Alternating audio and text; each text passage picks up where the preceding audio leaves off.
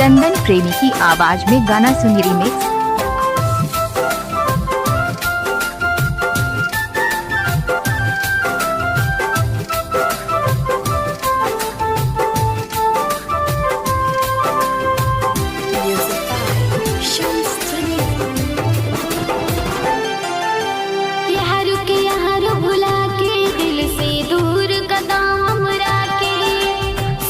छुटी अब हाथ छुटी हो जाए हम पियावा के तोहरा बिना एको पल ना दिल के चैन मिलेला।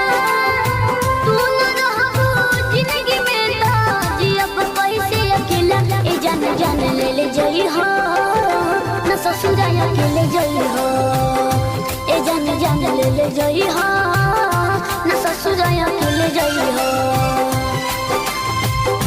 इलाका किसी का हो धमाका डीजे चंदन विकास का होगा।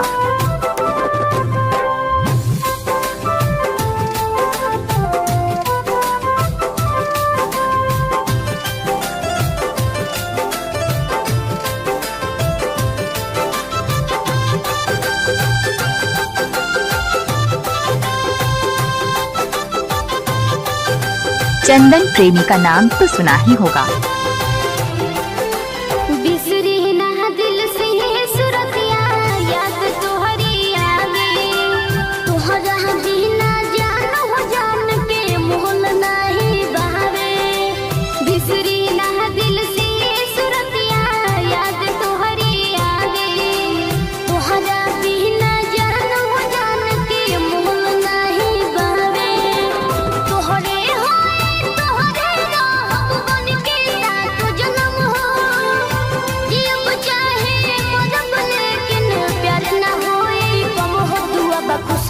रही हो न ससुरा अकेले जई हो। ए जान जान ले ले जई हो न ससुरा अकेले जई हो। इलाका किसी का हो धमाका डीजे चंदन प्रेमी सूरज का होगा।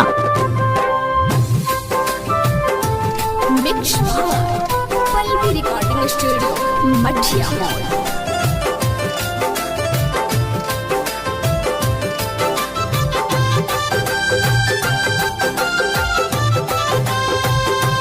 डीजे चंदन का मोबाइल नंबर संपर्क करें 62 029 96 512।